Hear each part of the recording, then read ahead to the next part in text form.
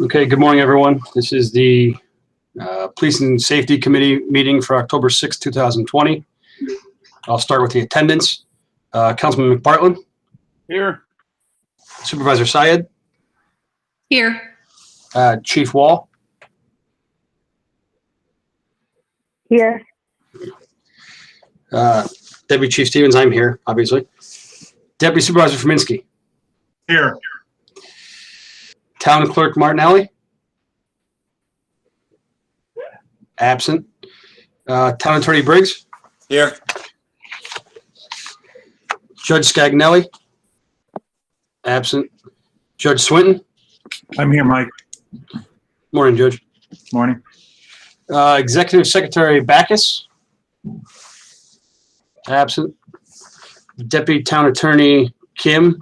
She got a hold of me last night, said she's gonna have a conflict. She won't be here, so absent. And PBA President Moore, any representation from the PBA? None. Chief Lingenfelter? Here. Controller Alam?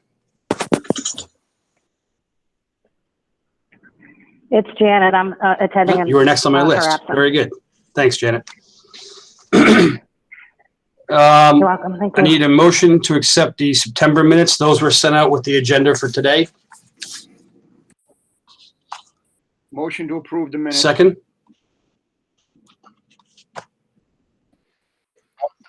I will second. Thank you, Supervisor. Any opposed?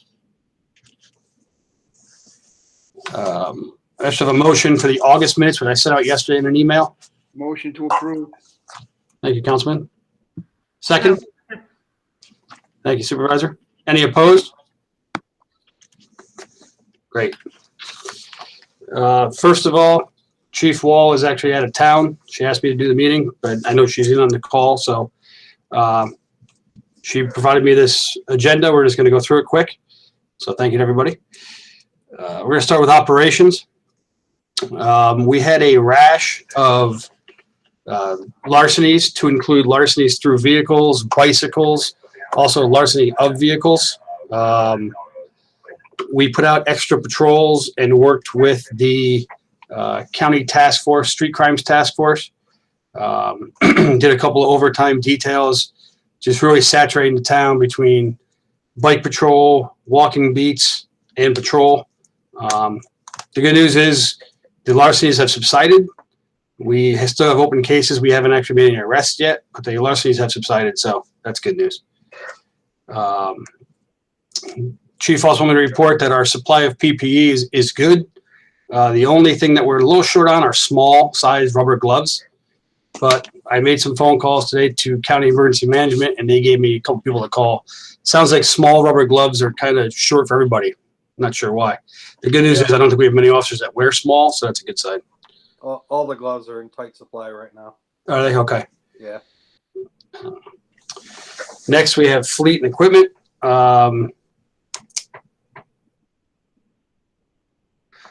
Okay, for equipment, apparently Highway Superintendent Ray Smith advises that the 4 radar signs that were purchased by the town have been mounted to poles and such, and will hopefully all be deployed by mid-October.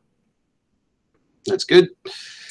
In terms of fleet, the new administrative car, which is the one I'll be driving, is in service. That we got that back from Niskuna Tire. And the 2 patrol cars, we took delivery of them from Metro Ford, and those are currently at Niskuna Tire, awaiting upfit. We're just waiting on some extra materials that need to come in for those. Building, the town hall building lock system. I actually just spoke with Ray Smith about 20 minutes ago. Excuse me. He says that the contracts are being worked out and being prepared for Supervisor Syed to actually sign. And once that is done, all the equipment will be ordered and that process will begin. He didn't have a time frame from that. He said Charlie Bergami's working with the company and trying to get the contract squared away. And I assume the lawyers also, I don't know. Training, we actually have a handful of things in training here for this month. We just completed our fall range. Everything went smooth there. We also did a training with the domestic violence advocate from the YWCA, who is part of the domestic abuse high risk team. DART is their name also. It has to do with some more paperwork that we'll be doing, that patrol will be doing when they actually go to domestic incidents, trying to pinpoint high risk situations before they turn either physical or even deadly. This is something that the county has done apparently for the past 6 years. I remember, if I remember correctly. We were the last agency to do it, but we're in it now. So, and we've also police officer Mara Walter is going to be part of that team now also. So she'll meet with them and bring our cases there. We are currently developing a departmental policy and procedure for the deployment of the tasers. We purchased these from a grant from Tedesco's office. I believe the grant was actually 18. And we got an extension. We just got them actually purchased and they're in. I spoke with Officer Chris Henry. He's one of the two officers. He and Ian Munger we sent for train the trainer to be able to instruct our officers how to use these. Our goal is to start the training October 20th. It's roughly a 6-hour course, so it's going to take a couple weeks to get everyone through it, but that should be starting October 20th and then hopefully take a couple weeks. So hopefully in November, those will be actually deployed. But our trainers are ready. Those two officers you spoke of are ready. Yep, our trainers are ready. Actually, Chris advised me yesterday that he and Ian had gone through and they're beginning to do their prep for our course. Taser provides, or it's Axon is actually the company now. They provide a ton of information to the instructors, and then they break out what they need. So they're working on getting that all together now. We're also looking at developing a schedule for defensive tactics training.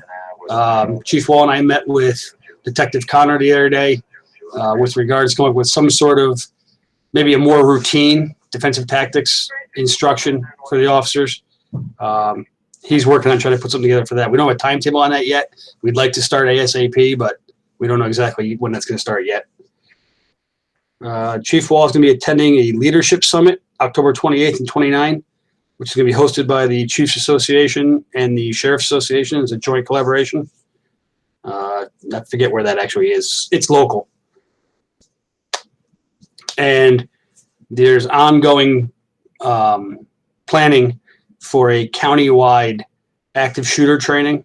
I know the fire department's going to be involved in this also. Dale's met a couple times with them. As we reported last month, we've committed to 3 instructors to assist in this and also multiple officers. This will be the first year. It sounds like the plan is to do these at least once a year and try to get everybody in the whole county on the same page. In the event, God forbid, something one of these were to happen, just about every agency in the county will be responding. So the thought process is we should probably all be trained the same way, fire and police. So that's a big step that we're making in that.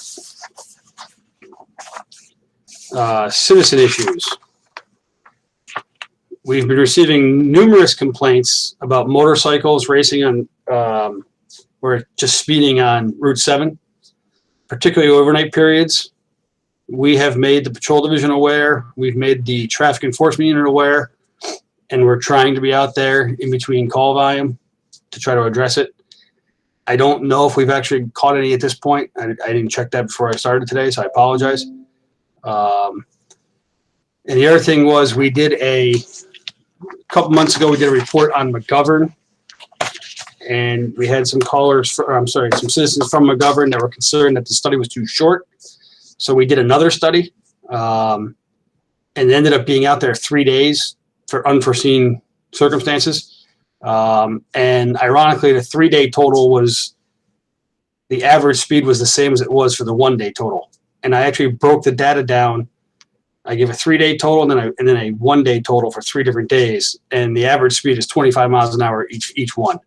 So we're not seeing a high speed problem there. This goes back to the request for the stop sign. I believe they wanted to make a four-way stop sign at Stanley. I don't remember off the top of my head. I don't know, Councilman Park, if you remember that. I think it was Stanley. They wanted a four-way stop sign. Yes, I believe that's right. So, No, actually, I think it was Wemple and McGovern. okay, same thing right there. Yeah, that same area. What was the volume? Over 3 days, 1,700. Well, again, it's a lot of cars, right? It's a lot of cars, and if we break it down, 585 the first day. Let me see here. 572 the second day, and 546. So you're having north of 500 cars every day. That's both directions. We use the dual machine for this, so that's both directions. So there's a good number of vehicles on it, obviously. Yes. But I believe, if my memory serves me right, we had one accident there in the last 5 years, and that was where apparently the road was under construction. Somebody came down and lost traction on gravel. So the crash data and the speed data doesn't really support a stop sign at this point, but I would leave that up to the board. So community events, farmers market. Hey, Mike, or Deputy Chief, this is Alexis Kim. Sorry, I'm not on the video. That's okay. What's going on? Did we already touch upon Story Ave? I know that last time we kind of left that up in the air, kind of because it seems to be a problem that's exacerbated by GPS rerouting for the closest, the fastest route, and that perhaps there's not a speed problem, but that it's an awful lot of cars being on that small street. Yeah, to be honest with you, I didn't touch on Story Avenue. I'm following the agenda here. We don't have anything on Story Avenue, so I didn't realize that was still pending. Yeah, I guess it's pending as much as I think that we all agreed it's kind of like a wicked issue. Like, what do you do? And so, like, I looked into it a little bit afterwards after a meeting, and it said, you can try to trick the GPS by like reducing the speed from 30 to 25, because then it thinks it's not the fastest route anymore. But you can't do anything when it comes to trying to actually go directly to like Google Maps. Like, they're just gonna say sorry, too bad. So if it comes up again, I mean, that's always an option you could consider. But other than that, I guess if it's not a speeding problem and now the residents are bringing it to light, then I guess we can just keep it in the back of our mind. Yeah, if I remember correctly, that study showed there was in no way a speed problem. Yeah, no problem. It's like 4,000 cars a day, though. It's something like a crazy amount of cars. I don't think it was 4,000 a day. Again, I'm trying to remember off memory right now. I can try to call it up here quick. I think I don't believe it was there. I believe that was there for 4 days. Yeah, that was it. It was there for it was 72 hours to 98 or something. Yeah, it was. So that was a 4-day total versus a 1-day total. I mean, I don't know. My personal opinion, anytime you go to lower the speed limit, you got to factor in that if you lower a speed limit, cars are still traveling the same speed. Now they may be speeding, so maybe a tougher enforcement issue at that point. So just something to think about. But I get what you're saying, trying to trick the GPS. Oh, I don't know the answer on that one. We discussed the possibility of making it a no left turn from Balltown onto Story.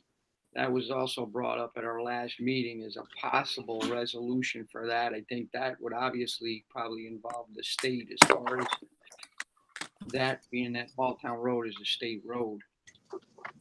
Yeah, and I think We know that it's a volume problem with GPS. Definitely a volume problem.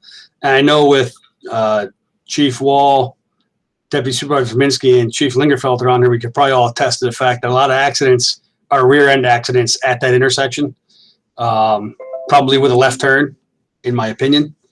Over the years, we've all seen that. So I don't know, no left turn, that may be an interesting thing to look at.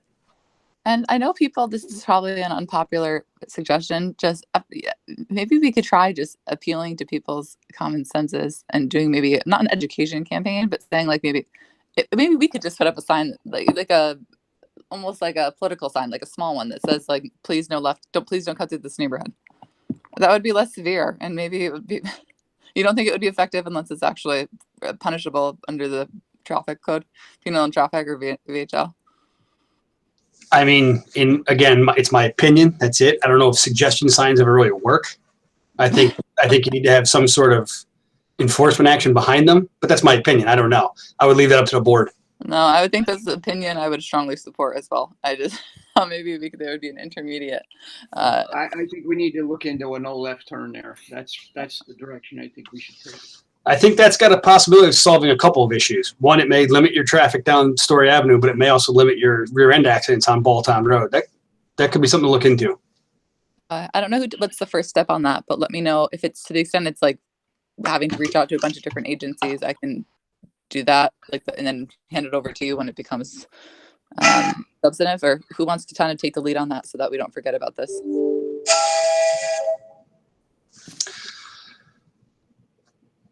Not it. I don't know. Well, the department will. I guess Alexis will, when Fran gets back, we'll discuss that with the chief.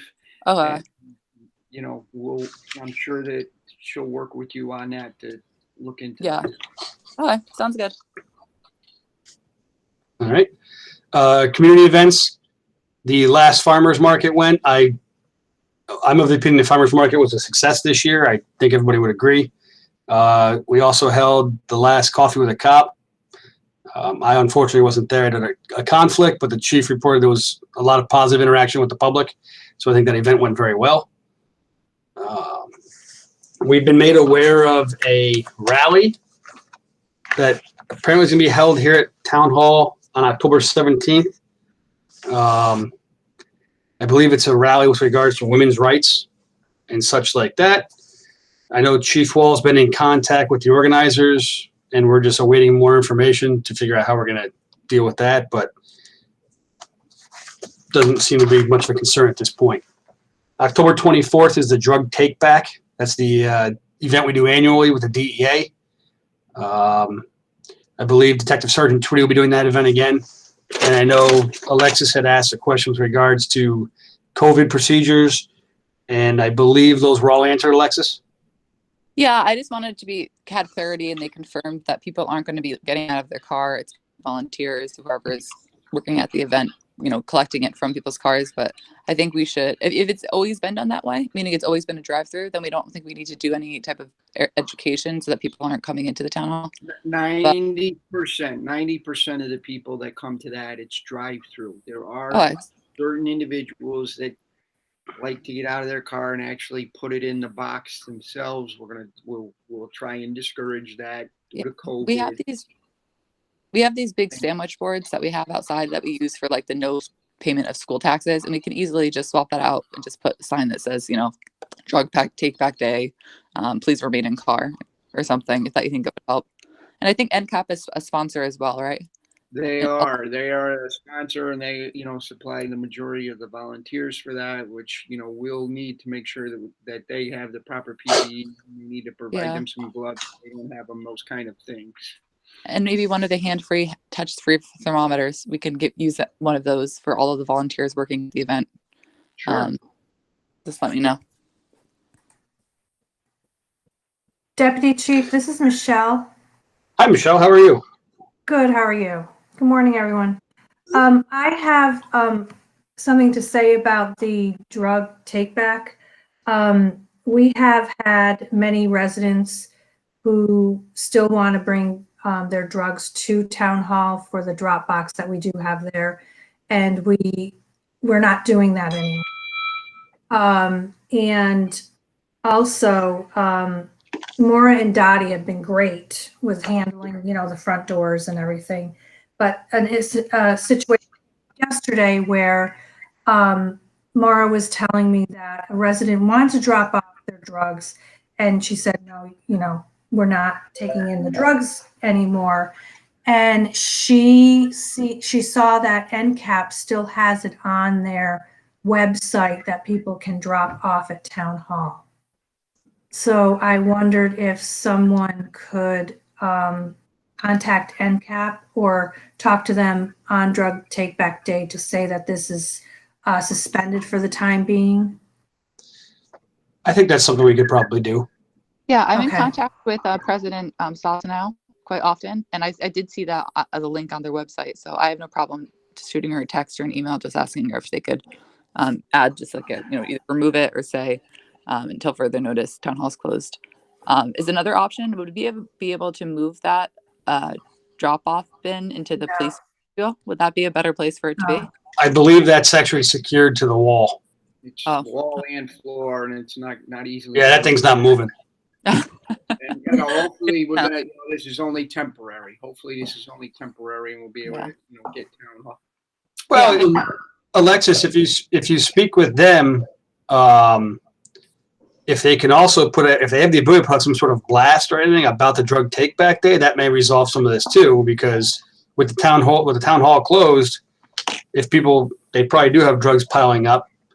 If they can come on the 24th and give them all to us, then problem solved. Yeah. So I don't know if you want to try to relay that to them also. Yeah. I have no problem doing that, and I'll include you on the emails. Do you anticipate traffic issues, or you guys already have that handled? No, it's they come in the last couple of years. They come in, they pull right in front of the town hall. Either the volunteers or Sergeant Twitty takes the drugs. The boxes are all right there. It goes pretty smooth. We usually have plenty of volunteers, so we don't let them back up. I know at least one year we did it the same day as the recycling and shredding day, and it all worked well. So it's we've been doing it for I think 3 or 4 years now. It works pretty well. It's not an issue. Sounds good. We'll reach out to the relevant people. Great, thank you. Michelle, I have town clerk. I don't know if you have anything else for us other than that drug take back.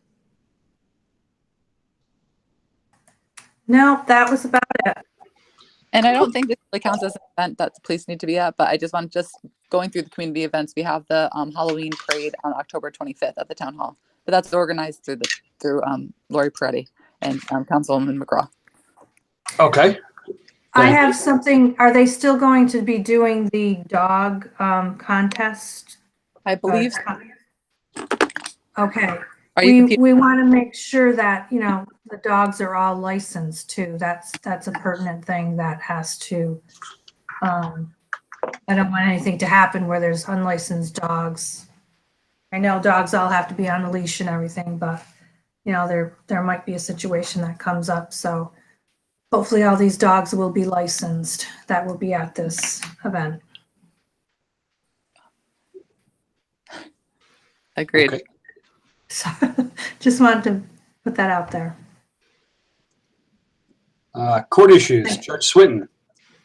Not much new to report. Our evictions are now pushed off till January by executive order. So when we're going to start clearing the backlog, it's definitely further off.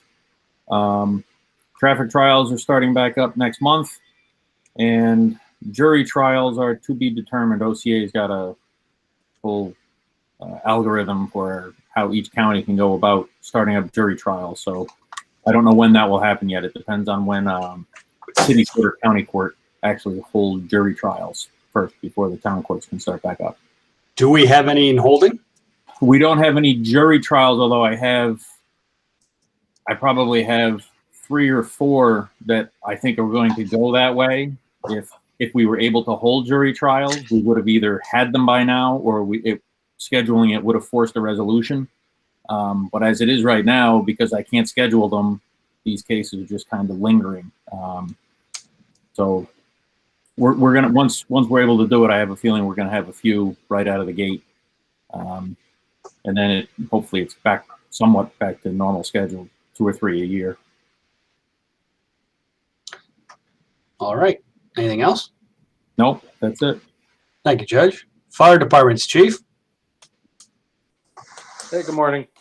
A couple things. The fire prevention efforts I mentioned last month, the guys have actually completed the videos. They put together a rewards program for students to make a home escape plan and turn it in and get a little prize. The information's all been sent to the school district for their blessing, so we can distribute it to all the students. So hopefully folks will see that out there coming this week. Just for everybody's information, I think I've sent emails out to most everybody. Captain Ted Condon is actually currently serving as acting fire chief for our district.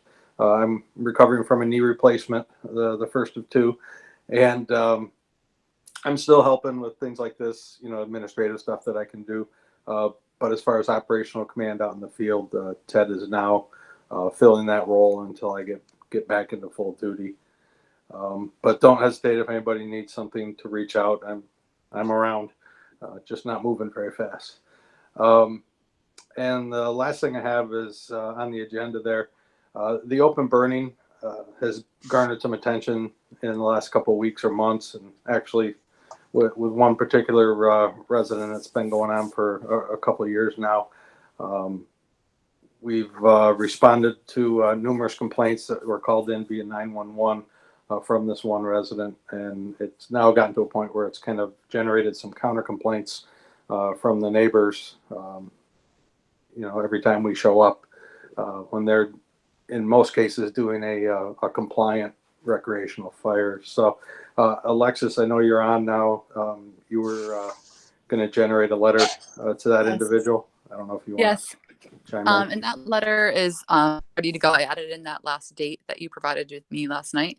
I just want to get the sign off from Town Attorney Paul Briggs, since it's both on our letterhead. You know, it was a little bit striking a balance between making sure you're not making someone feel as if they can't call 911 or they shouldn't in a legitimate situation. So I you know, just kept it centered around what is deemed nuisance smoke when it comes to a recreational outdoor fire. Yeah, and I think that's the, you know, the crux of it. Yeah, and Well, I mean, give me on the status of that, because the resident, you know, the resident. hoping it will go out today. Contact me. Yes, I'm hoping that it will go out today.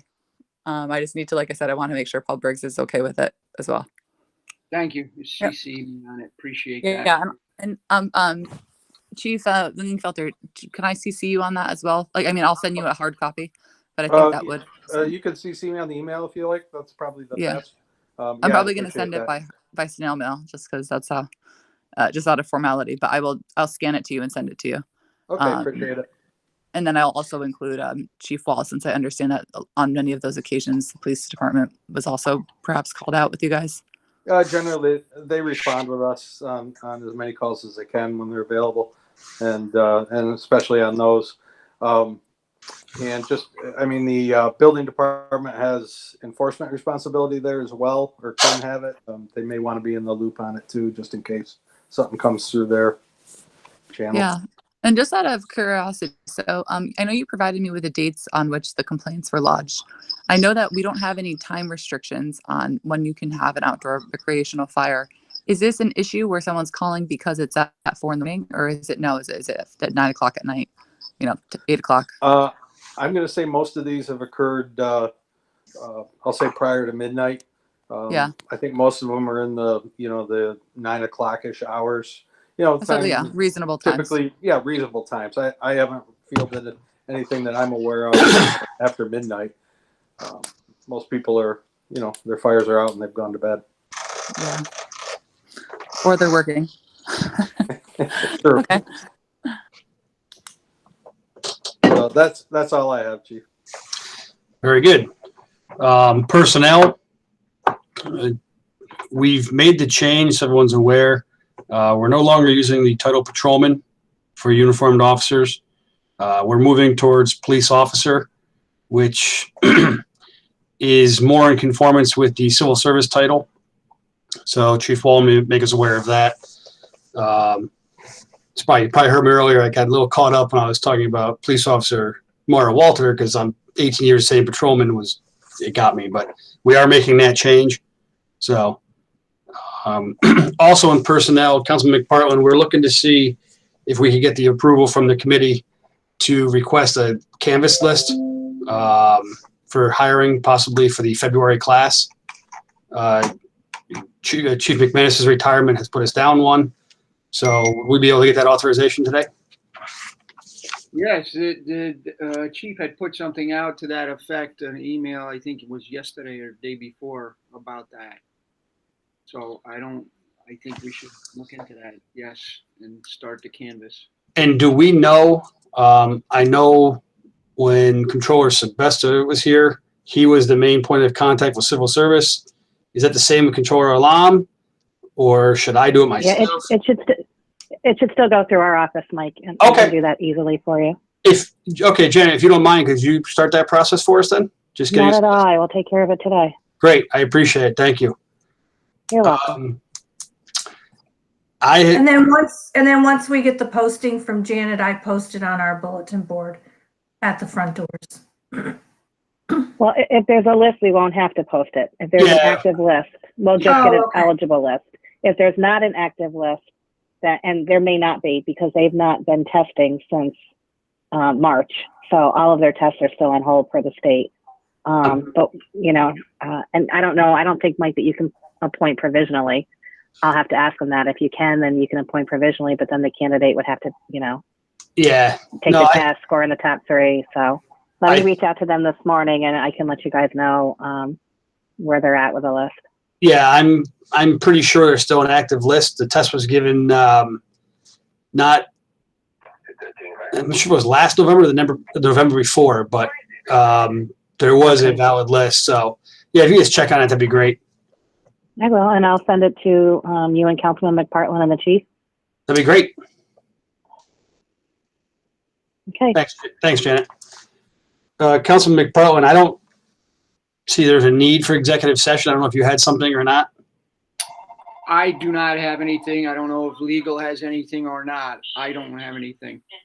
No, there's nothing to add. Okay, based on that, can I get a motion to adjourn? Motion to adjourn. Can I get a second? Next meeting though, before we adjourn. Next meeting. Oh, is next meeting. Thanks, Alexis. November 3rd, 8 a.m. November 3rd, Bill? That's correct. November 3rd. Very good. Can I get a second to adjourn? I will second. Thank you, Supervisor. Any opposed? And the meeting will be adjourned at 8:33 a.m. Thank you, everybody. Thanks. Take care. Have a good day. Thank you, Bye-bye. Deputy Chief. Yep. Thanks, Michael.